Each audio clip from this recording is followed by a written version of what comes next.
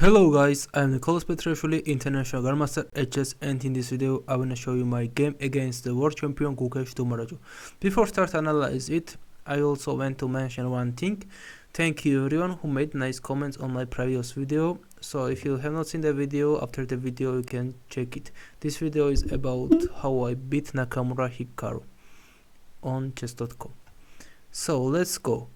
This game I played about 5 years ago, and the tournament held in Armenia. The tournament name was Chess Mode Open. So at this time in 2021, Gukesh rating was 2640, my rating was 2432, about 200 points less. But okay, the difference is same. Now at the moment he has 2714, my rating is about 2520. So he played pawn on d4, I played knight on f6, pawn on c4, g6, knight c3 and d5. Name of the line is Grunfeld defense. The main idea here is that for black for sure, because I play this line is black, and I will explain you from the black side. If I takes on d5, I can take by knight, pawn on e4, knight takes c3, pawn takes c3, bishop g7, knight f3, c5. This is the main position in this opening, and here black are trying to play on this diagonal, make some weaknesses, start attack on d4 pawn, and whilst trying to somehow save the center, and if they will save the center they will take space advantage and maybe they will have some chance to win the game. But in the case if black will start attack by knight, maybe after that queen on rook, and they will win the pawn, for sure they will take advantage and maybe they will win the game. So it's very unclear. I mean, these positions are mostly quite unclear and also very theoretical positions, because in this kind of opening some of players knows about 30 or 40 move by heart, and it's very hard for them to play something on the board, even if their rating is lower than your the opening preparation does not give you any chance to change something on the board by yourself. So in this game Gukesh played bishop on d2, and when he played bishop on d2 I was quite surprised, because I mean queen d2, bishop d2, sorry, is a move here. Now I know this is very nice move for white, but in this time I didn't have any idea what was that. So first my reaction was, okay, he played bishop on d2, that means if I will take on c3 he wants to take by bishop, and after bishop g6, 7 e4, and if I'll play c5, as I knew this line, he may play pawn on d5, bishop takes, pawn takes c3, and in this situation I have Grunfeld without dark square bishop, and on the board I thought it may be better for white, because I did not have any counterplay on this diagonal, because this bishop is not alive. So that's why I decide here not to exchange the knight and play knight on b6, and he played pawn on e3. In this position at the moment the best move I think is pawn on e4. I check it this line later, I mean after the game, maybe after 1 week or 2 weeks I check it, and after queen takes d4 white has this one knight on f3, and after queen d8, rook c8, and okay, these positions are quite unclear, sorry, rook c8 not here, maybe a4 here, I really don't remember well, but these positions are really quite unclear.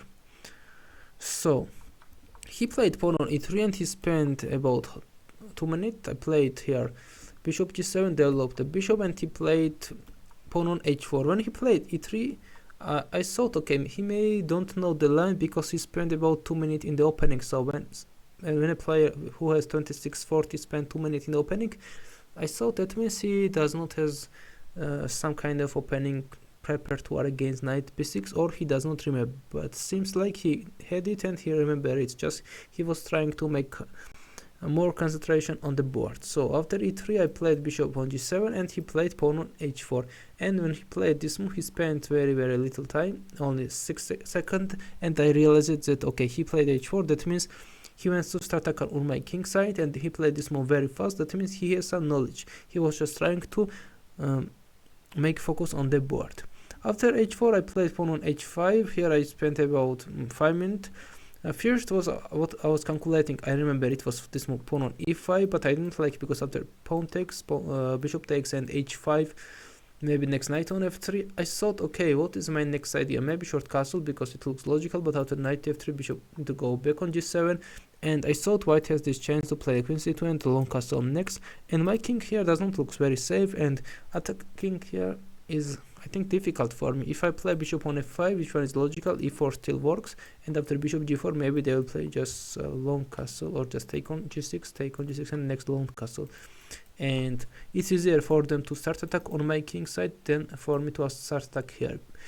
It's very simple maths. If I will play a5, a4, a3 into some 3 tempo, and they have just bishop h6 in 1 tempo, they are attacking on my queen, also on my bishop, and I don't have any counterplay here.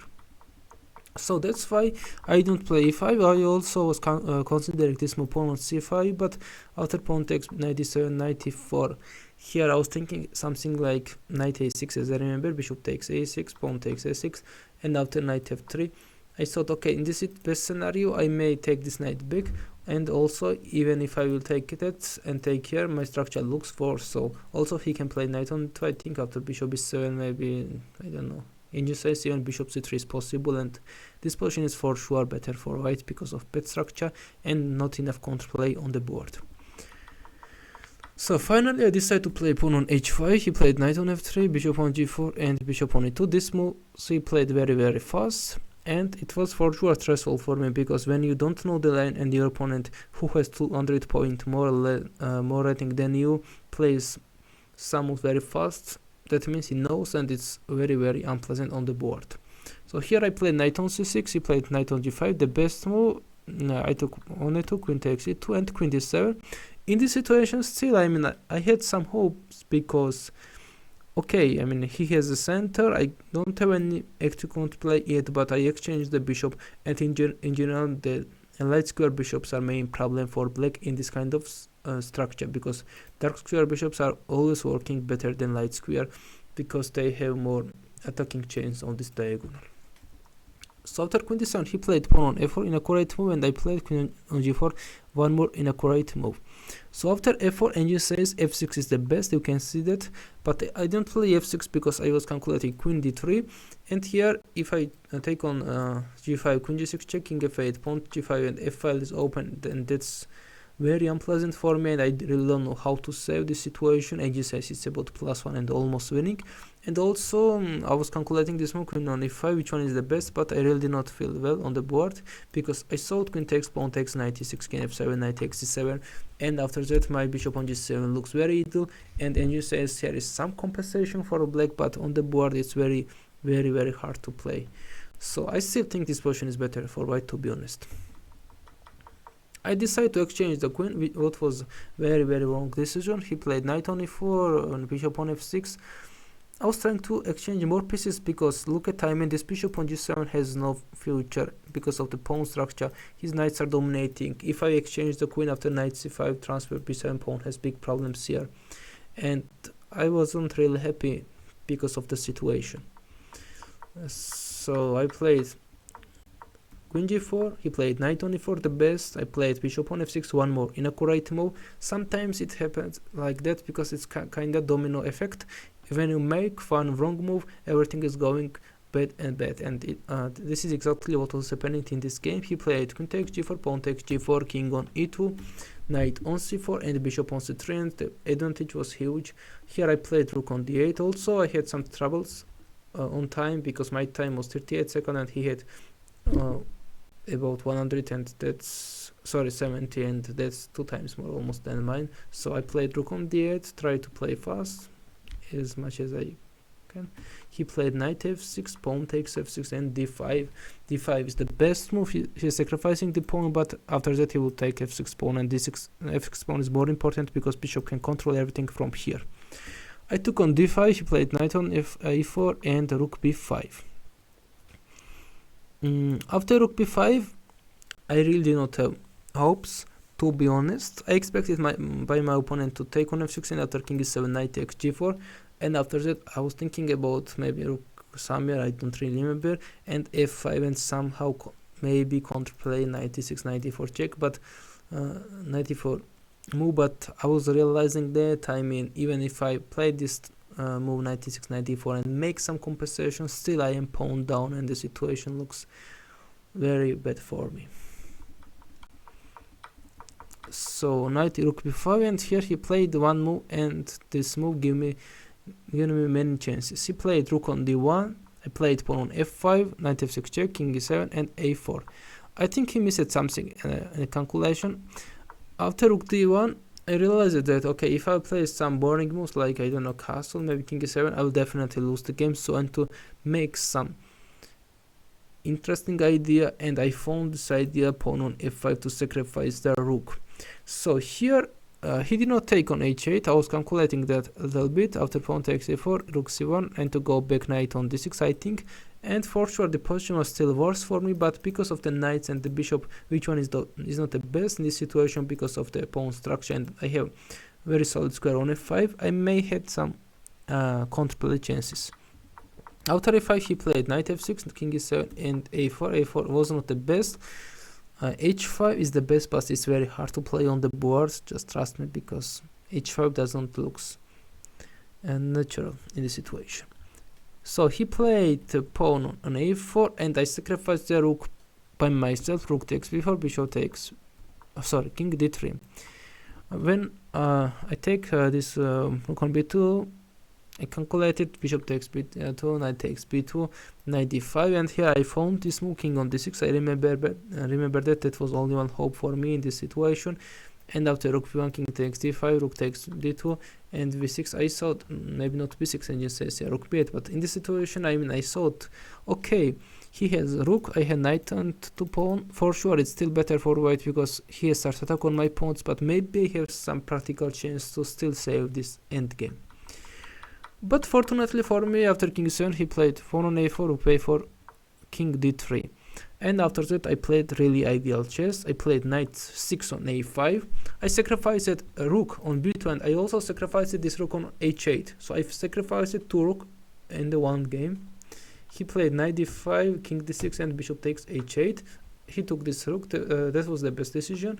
I took this knight, and he took the second rook on b2. So at the moment I have two knights, and he has two rook and bishop. So it looks totally losing, but in general, but in this situation I have very nice counterplay. I took this bishop on b2, he played king c3, I take on d1, rook takes d1, and king on e6. So at the moment I have knight and two pawn, he has rook. This position is still better for white, but very hard to make some winning ideas, because before that he had totally winning positions, and this situation was, I think, quite stressful for me, because he already realized that this position was not easy to win for white. And from this position, I will show you, from this position when he had +3, and he got this situation where he is only +50, and situation is unclear. It should be very unpleasant for him. He played pawn on h5. In a correct move, I took it, rook h1, and b6. b6 I found the best idea, because in this situation my knight on a5 looks idle, and I wanted to make transfer. Knight on d6 and e4. Next he took on h5, knight b7, king on d4, and knight on d6. In this situation my time was 30 minutes and his time was 70. So the time was almost equal, and he played rook on h6 check, f6, rook on h7, c5, king on d3, a5.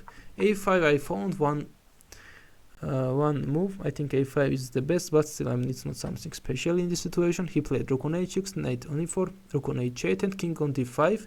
And in this situation my time was 30 minutes and his time was 5 minutes. So I had 8 minutes more than Gukesh Dommaraju in this time. So he played rook on d8, knight on d6, king on c3, and c4. To be honest, because of the time difference, I had some hopes to win the end game already, because okay, I can control everything. Now knight on d6 looks ideal. I need only small lucky to somehow make knight e4, knight c5 transfer, and take this pawn on a4.